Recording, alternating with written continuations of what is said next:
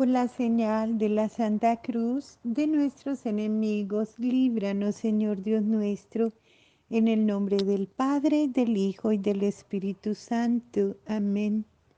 Meditación de las 7 palabras de Jesús en la cruz, según San Juan Pablo II.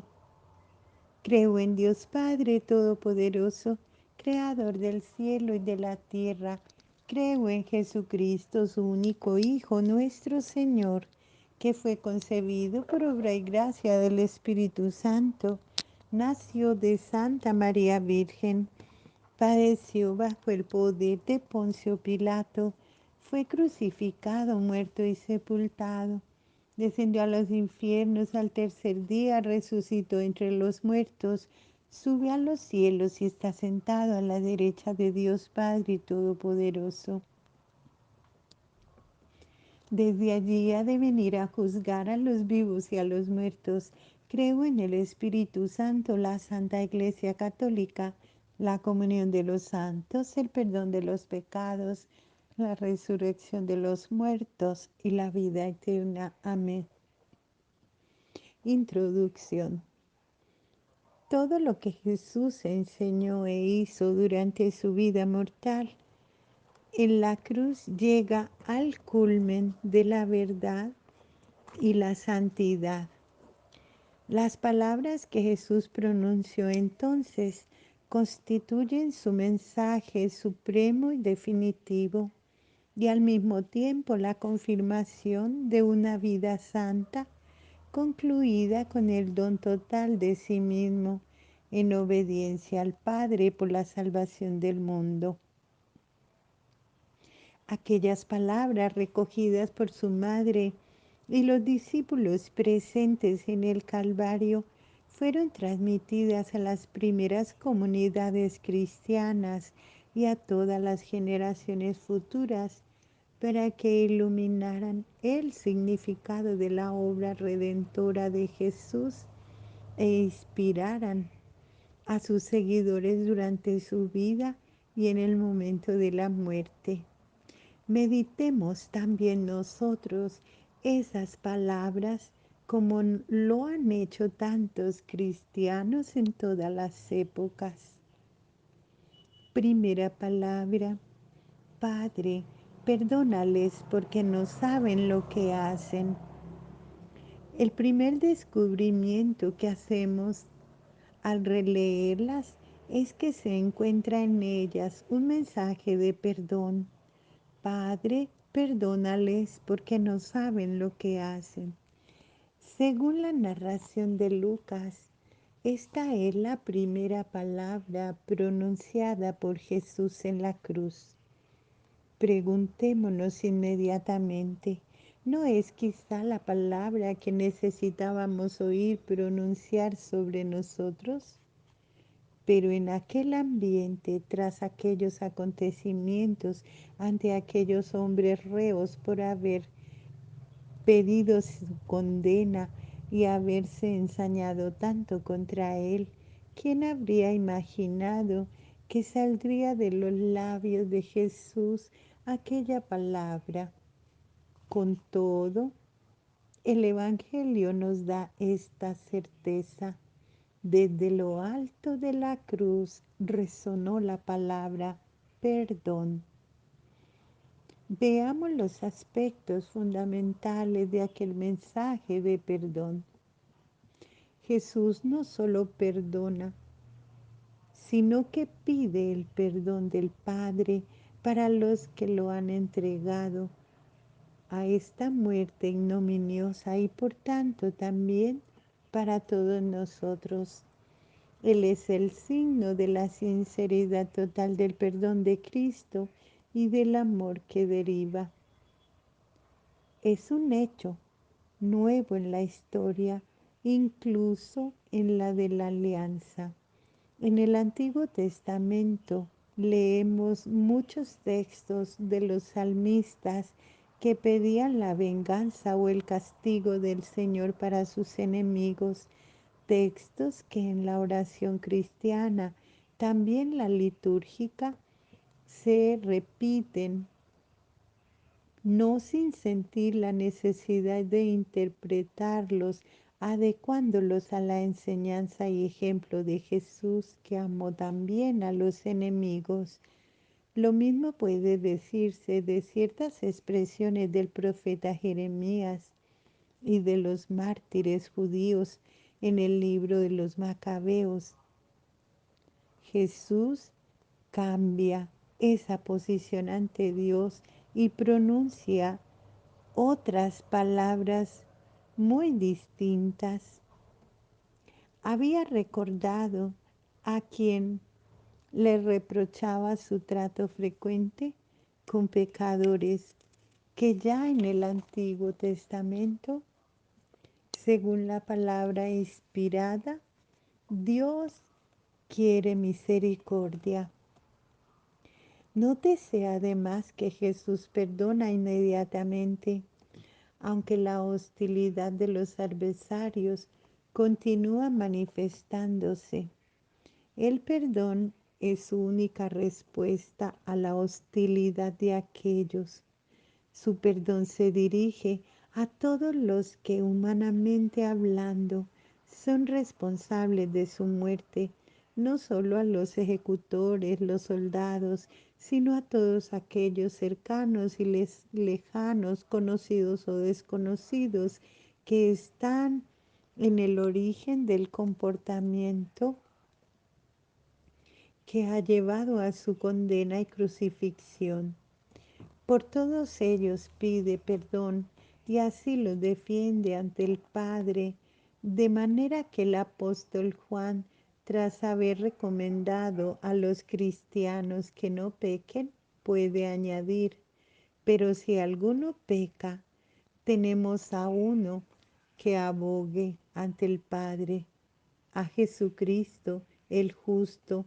Él es víctima de propiciación por nuestros pecados, no solo por los nuestros, sino también por los del mundo entero. En esta línea se sitúa también el apóstol Pedro, que en su discurso al pueblo de Jerusalén extiende a todos la acusación de ignorancia y la oferta del perdón.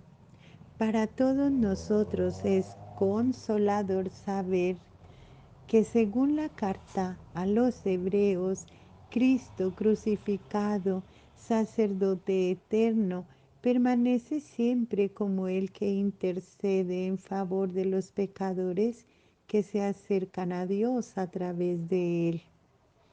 Él es el intercesor y también el abogado, el paráclito, que en la cruz, en lugar de renunciar, de denunciar la culpabilidad de los que los crucifican, la atenúa diciendo que no se dan cuenta de lo que hacen.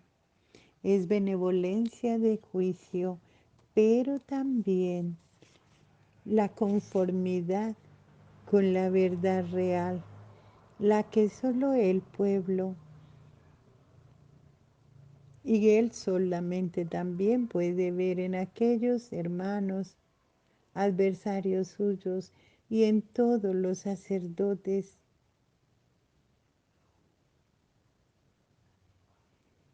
que lo incriminaron, en todos los pecadores. Muchos pueden ser menos culpables de lo que parezca o se piense. Y precisamente por esto Jesús enseñó a no juzgar. Ahora en el Calvario se hace intercesor y defensor de los pecadores ante el Padre. Este perdón desde la cruz es la imagen y el principio de aquel perdón que Cristo quiso traer a toda la humanidad mediante su sacrificio. Para merecer este perdón y positivamente la gracia que purifica y da la vida divina, Jesús hizo la ofrenda heroica de sí mismo por toda la humanidad. Todos los hombres, cada uno en la concreción de su propio yo, de su bien y mal, están pues comprometidos potencialmente e incluso se diría que intencionalmente en la oración de Jesús al Padre, perdónalos.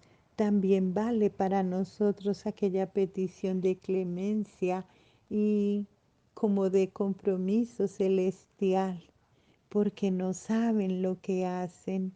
Quizá ningún pecador escapa a esa ausencia de conocimiento y por tanto al alcance de aquella impetración de perdón que brota del corazón tiernísimo de Cristo, que muere en la cruz.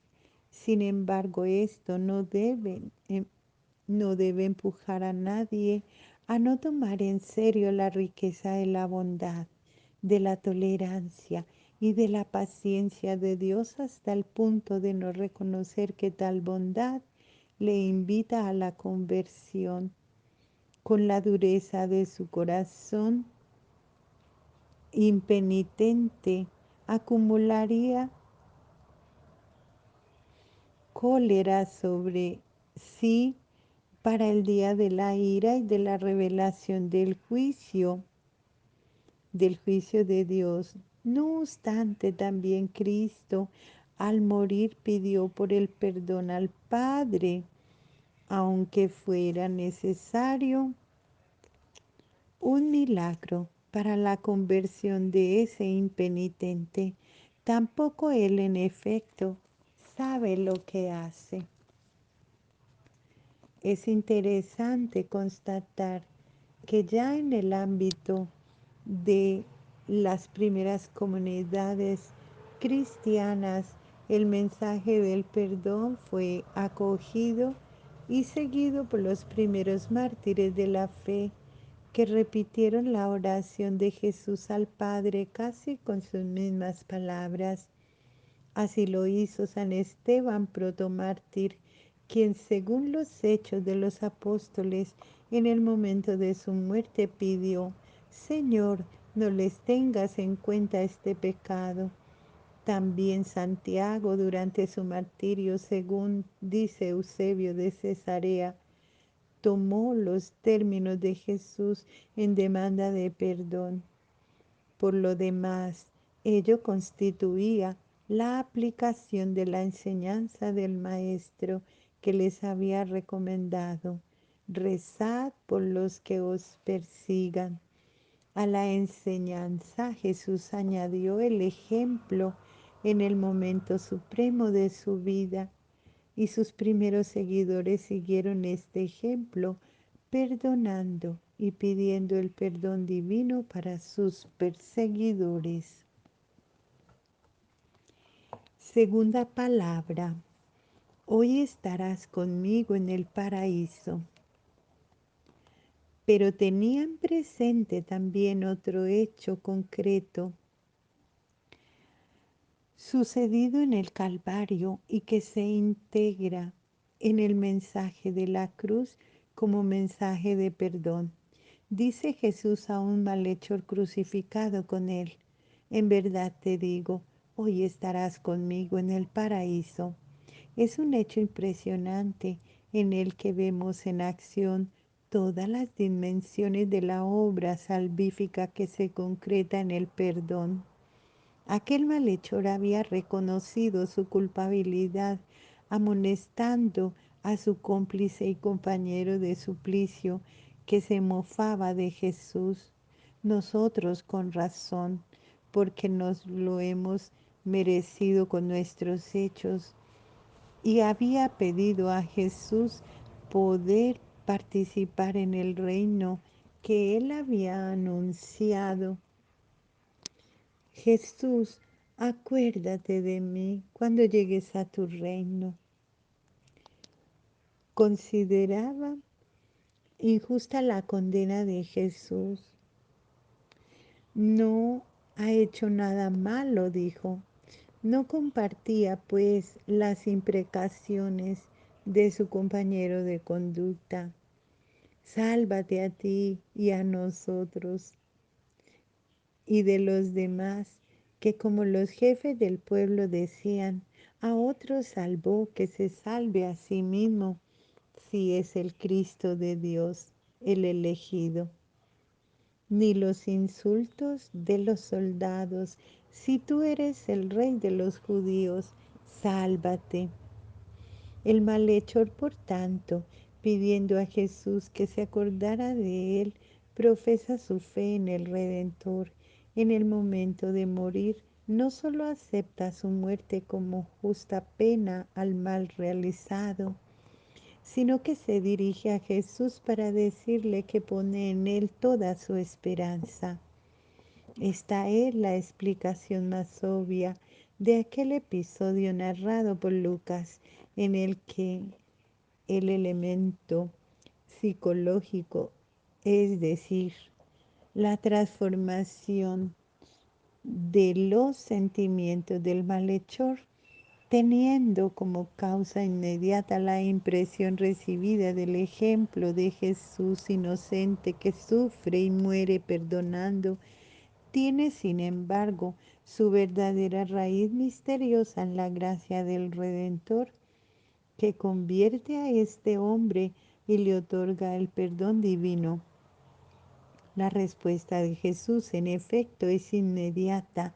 Promete el paraíso en su compañía para ese mismo día al bandido arrepentido y convertido.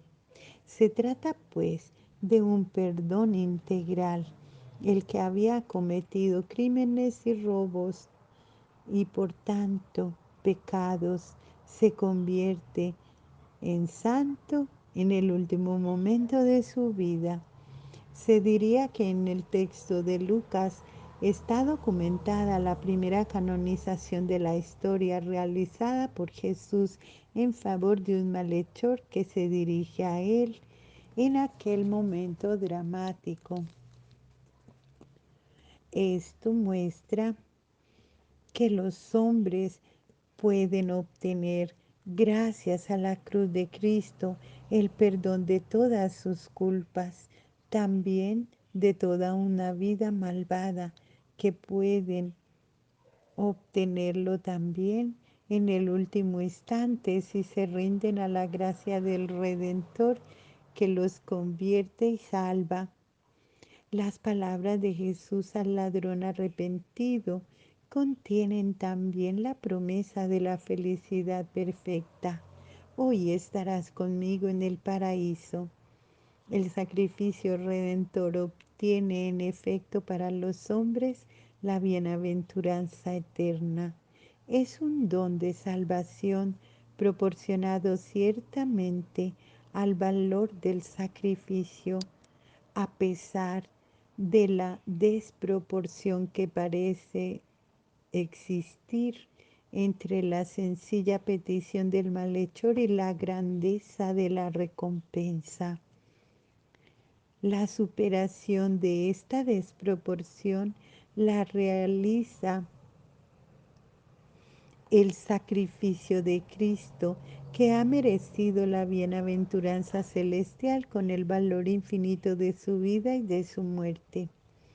El episodio que narra Lucas nos recuerda que el paraíso se ofrece a toda la humanidad, a todo hombre que como el malhechor arrepentido se abre a la gracia y pone su esperanza en Cristo. Un momento de conversión auténtica, un momento de gracia que podemos decir con Santo Tomás, vale más que todo el universo.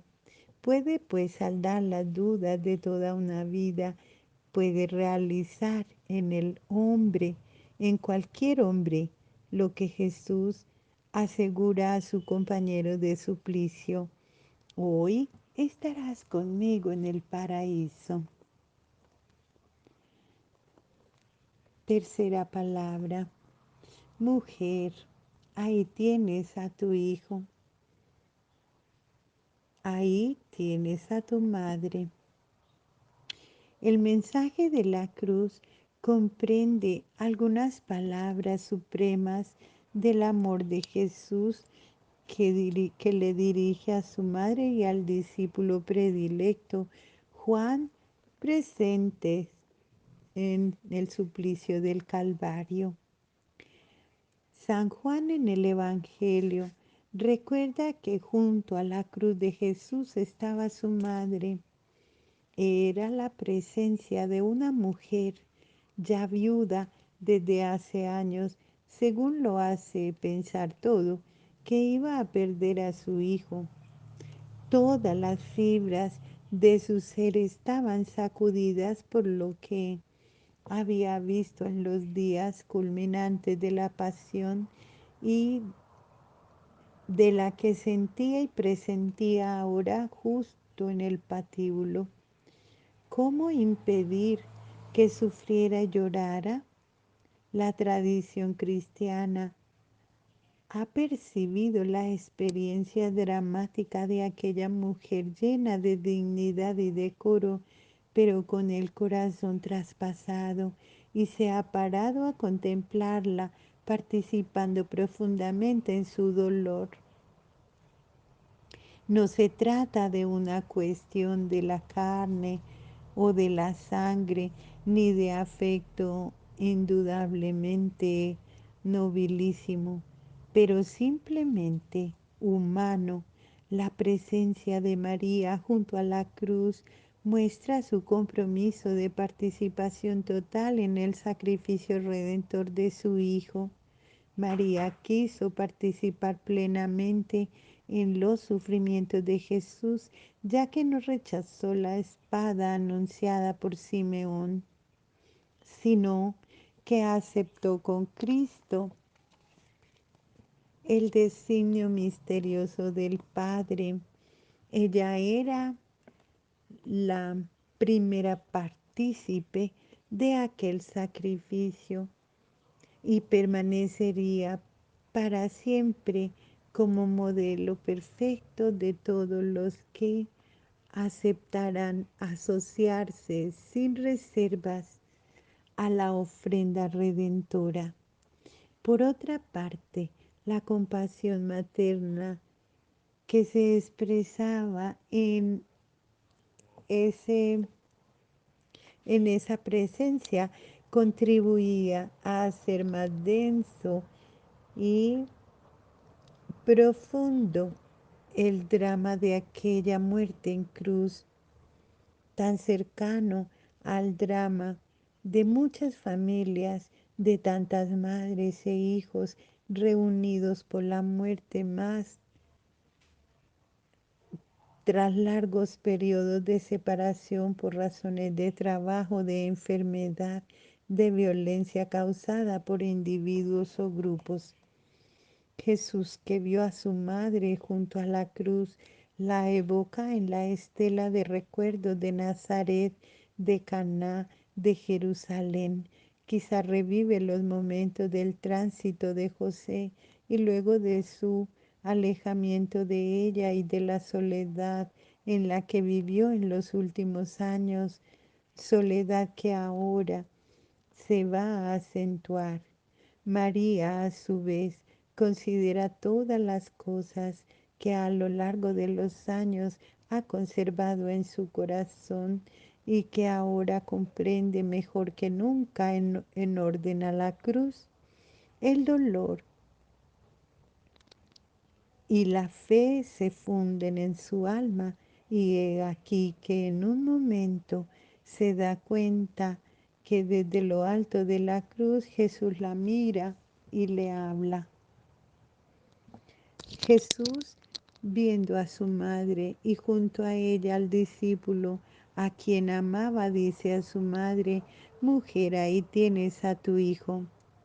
Es un acto de ternura y piedad filial.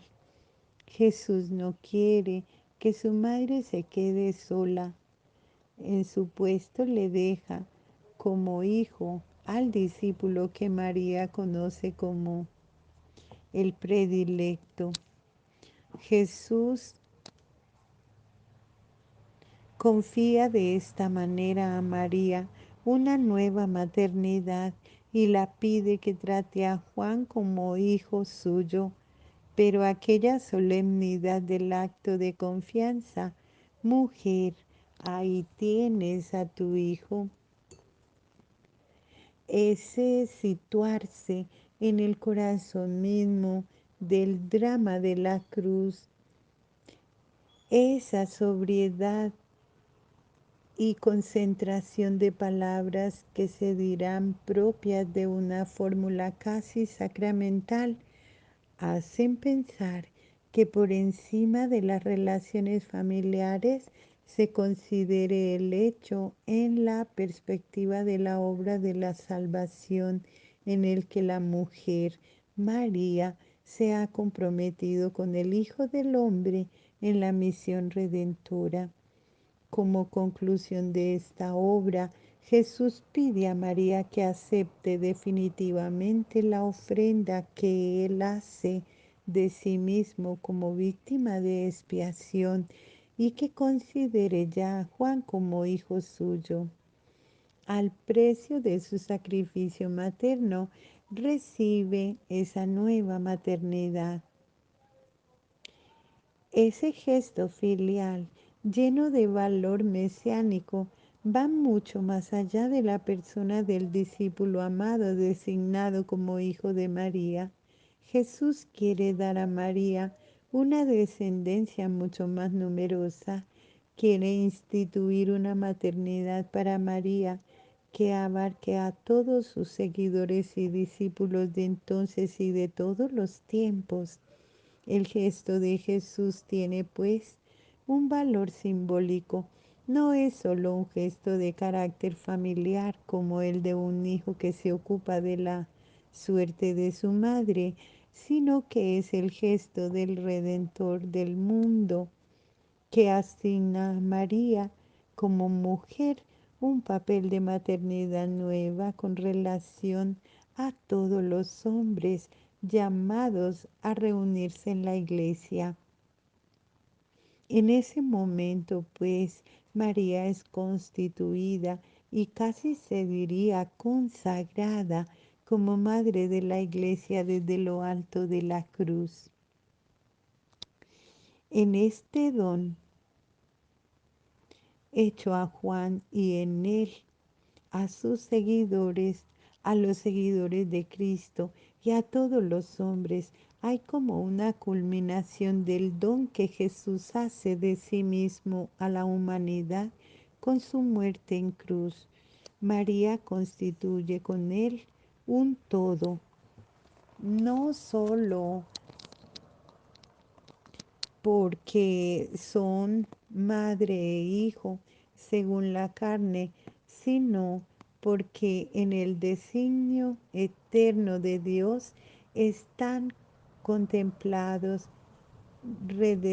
predestinados, colocados juntos en el centro de la historia de la salvación, de manera que Jesús siente el deber de implicar a su madre no solo en la oblación suya al Padre, sino también en la donación de sí mismo a los hombres.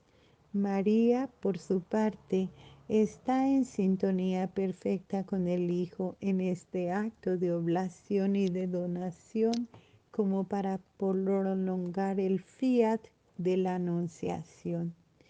Por otra parte, Jesús en su pasión se ha visto despojado de todo. En el Calvario le queda su madre con un gesto de desprendimiento supremo, la entrega también al mundo entero antes de llevar a término su misión con el sacrificio de su vida. Jesús es consciente de que ha llegado el momento de la consumación, como dice el Evangelio. Después de esto, sabiendo Jesús que ya todo estaba cumplido, quiere Jesús que entre las cosas cumplidas esté también el don de la Madre a la Iglesia y al mundo. Se trata ciertamente de una maternidad espiritual que se realiza según la tradición cristiana y la doctrina de la Iglesia en el orden de la gracia. Madre en el orden de la gracia la llama el Concilio Vaticano II. Por tanto, es esencialmente una maternidad sobrenatural que se inscribe en la esfera en la que opera la gran generadora de vida divina en el hombre. Por tanto, es objeto de fe como lo es la misma gracia con la que está vinculada, pero no excluye, sino que incluso comporta todo un florecer de pensamientos, de afectos tiernos y suaves, de sentimientos vivísimos, de esperanza, confianza y amor que forman parte del don de Cristo. Jesús, que había experimentado y apreciado el amor maternal de María en su propia vida, quiso que también sus discípulos pudieran gozar a su vez de ese amor materno como componente en la relación con Él en todo el desarrollo de su vida espiritual. Se trata de sentir a María como madre y de tratarla como madre, dejándola que nos forme en la verdadera docilidad a Dios, en la verdadera unión con Cristo y en la caridad verdadera con el prójimo. También se puede decir que este aspecto de la relación con María está incluido en el mensaje de la cruz. El evangelista dice, en efecto, que Jesús luego dijo al discípulo, ahí tienes a tu madre. Dirigiéndose al discípulo, Jesús le pide expresamente que se comporte con María como un hijo con su madre.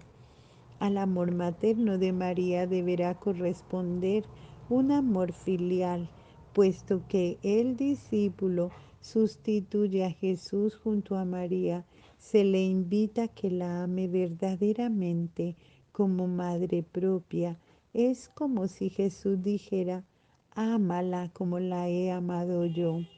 Y ya que en el discípulo Jesús ve a todos los hombres a los que deja este testamento de amor para todos, vale la petición de que amen a María como madre. En concreto, Jesús funda con esas palabras suyas el culto mariano de la Iglesia, a la que hace entender por medio de Juan su voluntad de que María reciba un sincero amor filial por parte de todo discípulo de él, que ella es madre por institución de Jesús mismo. La importancia del culto mariano, querido siempre por la Iglesia, se deduce de las palabras pronunciadas por Cristo en la hora misma de su muerte.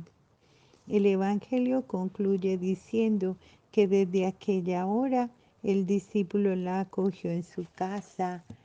Esto significa que el discípulo respondió inmediatamente a la voluntad de Jesús desde aquel mismo momento, acogiendo a María en su casa, le ha mostrado su afecto filial, la ha rodeado de toda clase de cuidados, ha obrado de manera que pudiera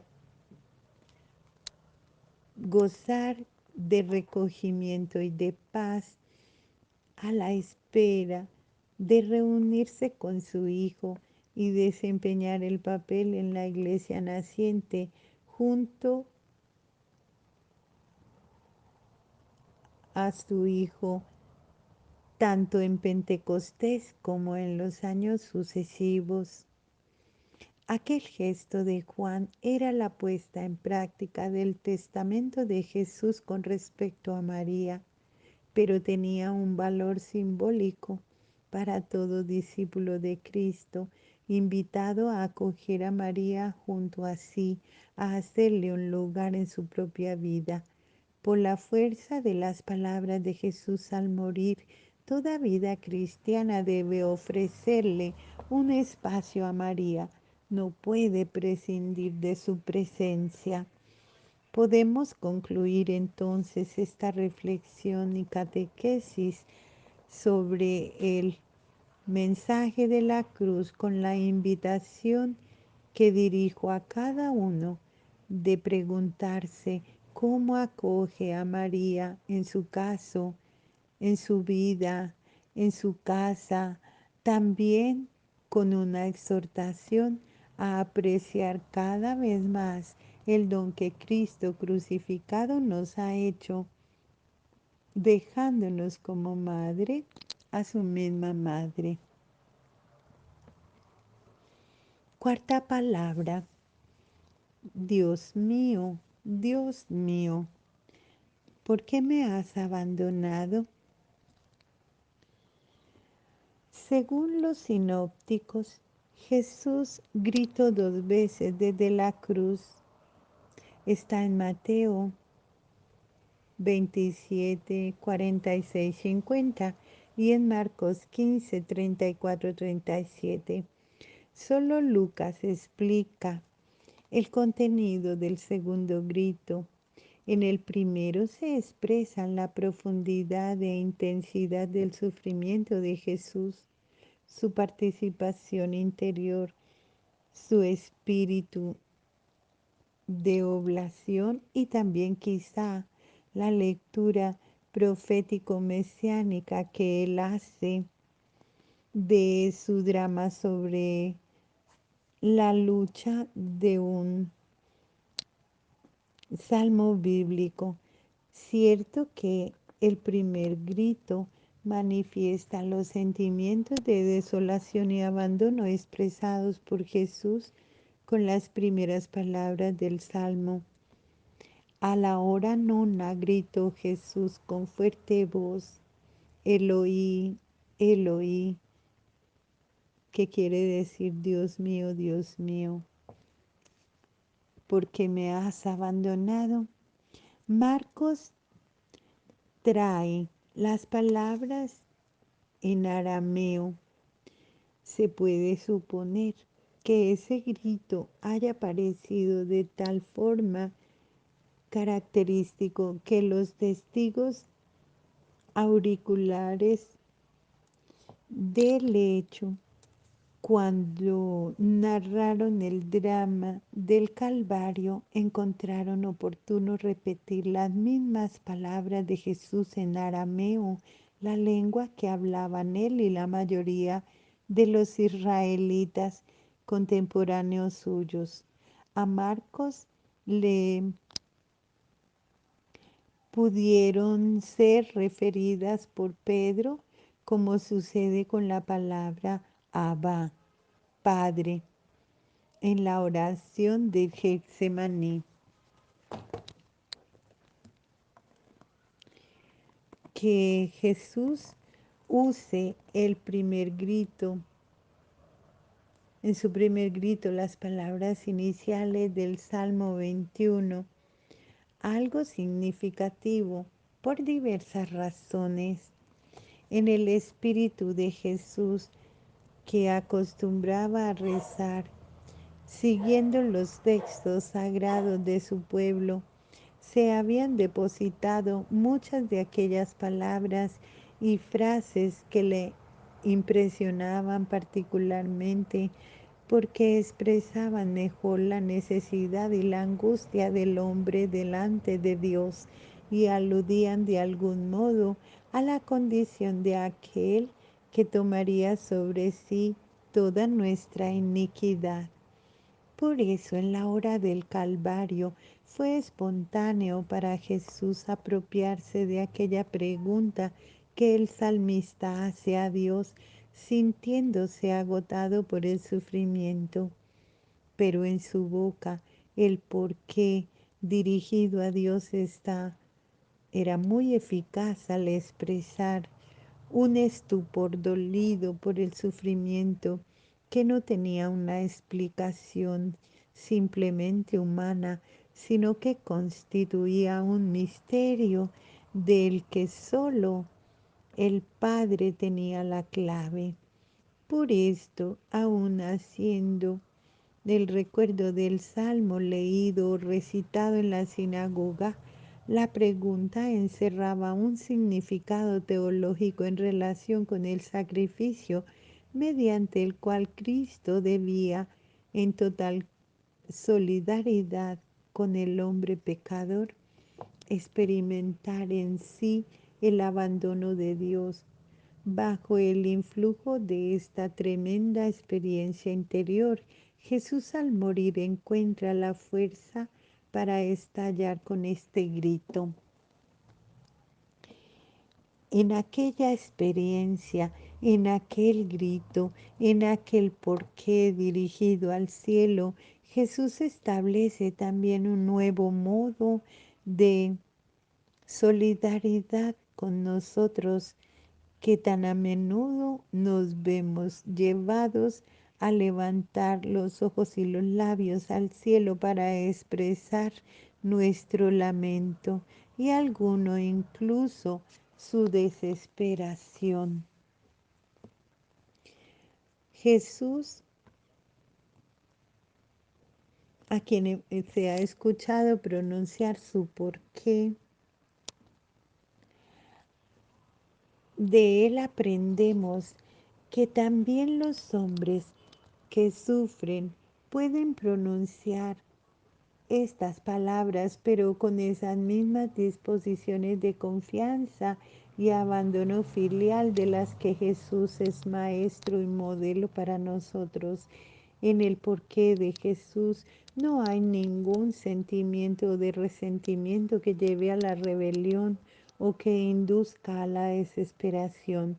No hay sombra de reproche dirigido al Padre, sino que es la expresión de la experiencia de fragilidad, de soledad, de abandono a sí mismo, hecha por Jesús en nuestro lugar, por el que se convierte así en el primero de los humillados y ofendidos, el primero de los abandonados, el primero de los desamparados. Como le llaman los españoles, pero que al mismo tiempo nos dice que sobre todos estos pobres hijos de Eva, vela la mirada benigna de la providencia auxiliadora. En realidad, si Jesús prueba el sentimiento de verse abandonado por su Padre, sabe, sin embargo, que no lo está en absoluto. Él mismo dijo, el Padre y yo somos una sola cosa. Y hablando de la pasión futura, yo no estoy solo porque el Padre está conmigo. En la cima de su espíritu, Jesús tiene la visión neta de Dios y la certeza de la unión con el Padre, pero en las zonas que lindan con la sensibilidad y por ello más sujeta a las impresiones, emociones, repercusiones de las experiencias dolorosas internas y externas, el alma humana de Jesús se reduce a un desierto y él no siente ya la presencia del Padre, sino la trágica experiencia de la más completa desolación. Aquí se puede trazar un cuadro sumario de aquellas situaciones psicológicas de Jesús con relación a Dios. Los acontecimientos exteriores parecen manifestar la ausencia del Padre que deja crucificar a su Hijo, aún disponiendo de legiones de ángeles sin intervenir para impedir su condena a la muerte y al suplicio. En el huerto de los olivos, Simón Pedro había desenvainado una espada en su defensa, siendo rápidamente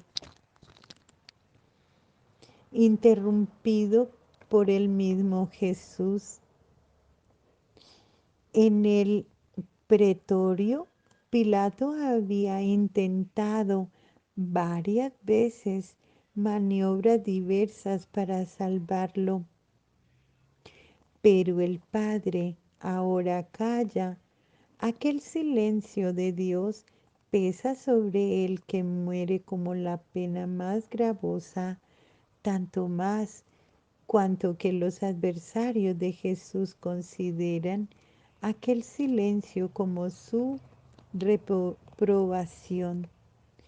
Ha puesto su confianza en Dios que le salve ahora si es que de verdad lo quiere, ya que dijo, soy hijo de Dios.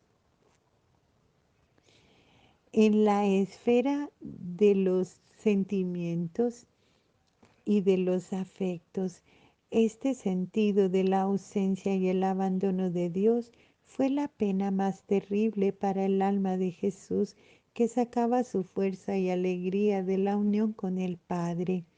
Esa pena hizo más duros todos los demás sufrimientos.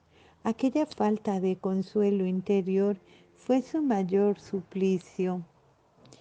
Pero Jesús sabía que con esta fase extrema de su inmolación, que llegó hasta las fibras más íntimas de su corazón, completaba la obra de la redención, que era el fin de su sacrificio por la reparación de los pecados.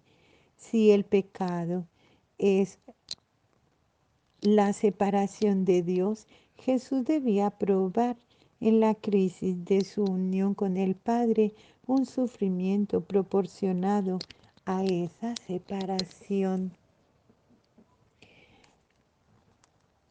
Por otra parte, cuando, cuando se da comienzo al Salmo que 21-22, que quizá continuó diciendo mentalmente durante la pasión, Jesús no ignoraba su conclusión, que se transforma en un himno de liberación y en un anuncio de salvación dado a todos por Dios. La experiencia del abandono, pues, una pena pasajera que cede el puesto a la liberación personal y a la salvación universal. Es el alma afligida de Jesús.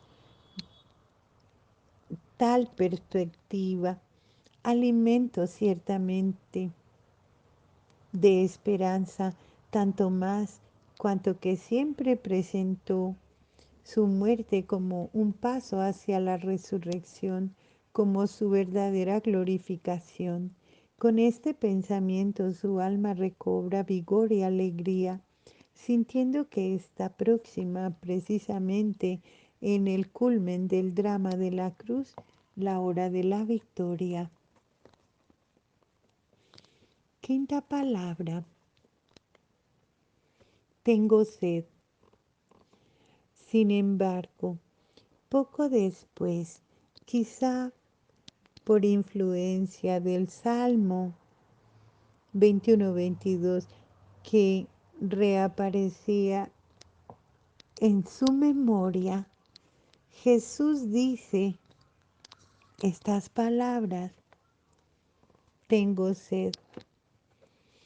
Es muy comprensible que con estas palabras Jesús saluda a la sed física, al gran tormento que forma parte de la pena de la crucifixión, como explican los estudiosos de estas materias. También se puede añadir que al manifestar su sed, Jesús dio prueba de humildad, expresando una necesidad física elemental como habría hecho otro cualquiera. También en esto Jesús se hace y se muestra solidario con todos los que, vivos o moribundos, sanos o enfermos, pequeños o grandes, necesitan y piden al menos un poco de agua. Es hermoso para nosotros pensar que cualquier socorro prestado a un moribundo se le presta a Jesús crucificado. No podemos ignorar la anotación del evangelista, el cual escribe que Jesús pronunció tal expresión: tengo sed, para que se cumpliera la escritura. También en esas palabras de Jesús hay otra dimensión, además de la física, físico-psicológica. La referencia es también al Salmo: mi garganta está seca como una teja, la lengua se me pega al paladar, me aprietas contra el polvo de la muerte. También en el Salmo 68 se lee: para mi sed me dieron vinagre. En las palabras del salmista se trata de sed física, pero de los labios de Jesús la sed entra en la perspectiva mesiánica del sufrimiento de la cruz. En su sed, Cristo moribundo busca otra bebida muy distinta del agua o del vinagre, como cuando en el pozo de Sicar pidió a la samaritana: dame de beber. La sed física, entonces, fue el símbolo y el tránsito hacia otra sed, la de la conversión de aquella mujer. Ahora en la cruz Jesús tiene sed de una humanidad nueva, como la que quiere surgir de su sacrificio para que se cumplan las escrituras. Por eso relaciona el Evangelio el evangelista el grito de sed de Jesús con las escrituras.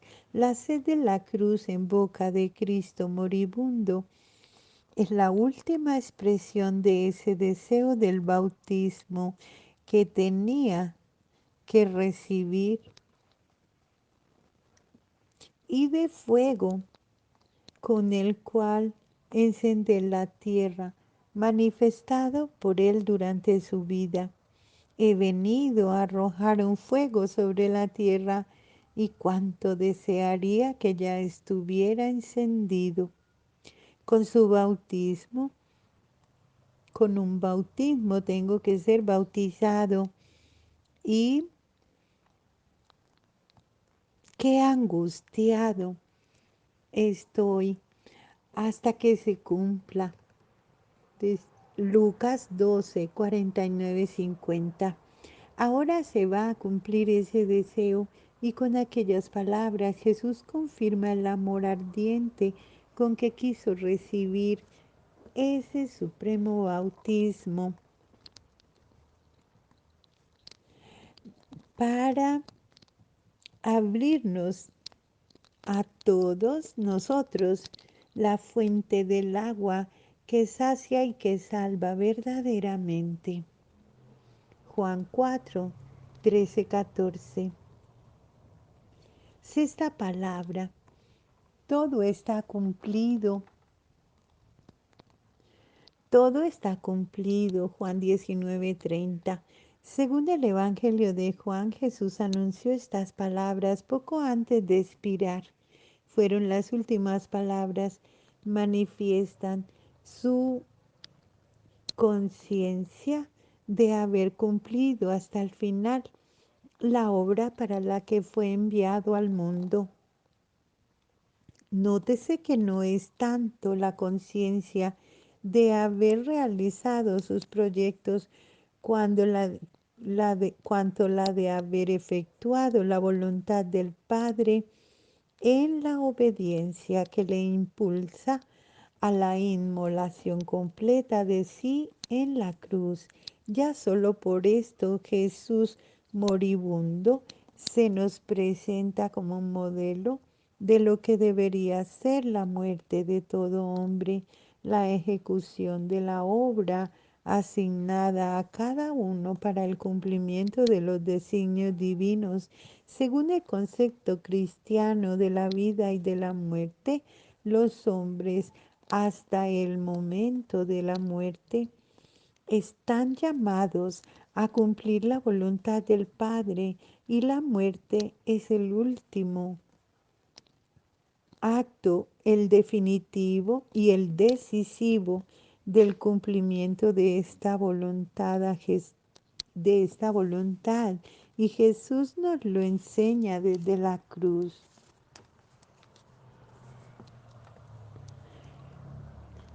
Séptima palabra, Padre, en tus manos pongo mi espíritu. Está en Lucas 23:46. Con estas palabras, Lucas explica el contenido del segundo grito que Jesús lanzó poco antes de morir. En el primer grito había exclamado: Dios mío, ¿por qué me has abandonado?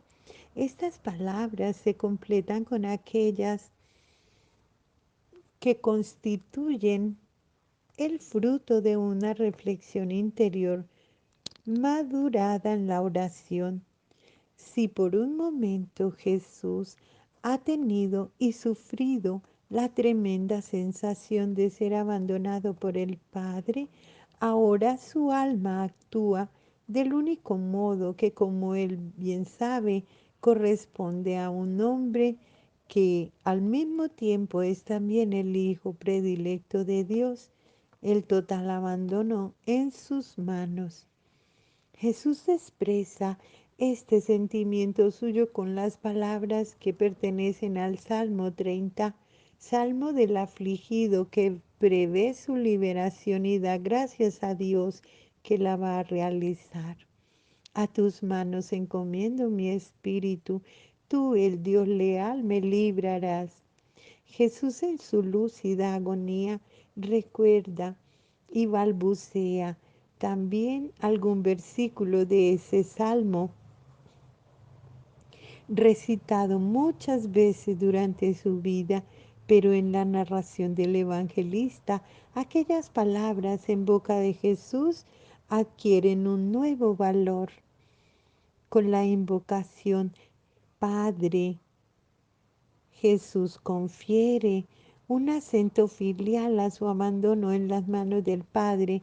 Jesús muere como hijo, muere en perfecta conformidad con el querer del Padre, con la finalidad de amor que el Padre le ha confiado y que el Hijo conoce bien. En la perspectiva el salmista del salmista, el hombre afectado por la desventura y afligido por el dolor, pone su espíritu en manos de Dios para huir de la muerte que le amenaza. Jesús, por el contrario, acepta la muerte y pone su espíritu en las manos del Padre para atestiguarle su obediencia y manifestarle su confianza en una nueva vida. Su abandono es pues más pleno y radical, más audaz, más definitivo, más cargado de voluntad oblativa. Además, este último grito completa el principio como hemos notado desde el principio. Retomemos los dos textos y veamos qué resulta de su comparación, ante todo bajo el aspecto meramente lingüístico y casi semántico. El término Dios del Salmo 21 toma en el primer grito como una invocación que puede significar extravío del hombre en la propia nada ante la experiencia del abandono por parte de Dios, considerado en su trascendencia y experimentado casi en un estado de separación, el santo, el eterno, el inmutable. En el grito posterior Jesús recurre al Salmo 30, insertando la invocación de Dios como Padre, Abba, apelativo que le es habitual y con el que se expresa bien la familiaridad de un intercambio de calor paterno y de actitud filial. Además, en el primer grito Jesús también incluye un porqué a Dios, ciertamente con profundo respeto hacia su voluntad, su potencia, su grandeza infinita, pero sin reprimir el sentido de turbación humana que suscita una muerte como aquella. Ahora, por el contrario, en el segundo grito está la expresión de abandono confiado en los brazos del Padre, expresión que sabio y benigno lo dispone y rige todo con amor. Ha habido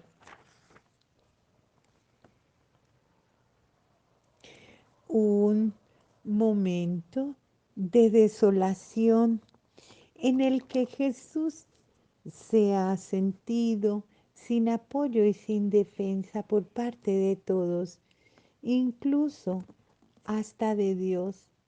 Un momento tremendo, pero ha sido superado muy pronto gracias al acto de entrega de sí mismo al Padre, cuya presencia amorosa e inmediata advierte Jesús en la estructura más profunda de su propio yo, ya que Él está en el Padre como el Padre está en Él, también en la cruz.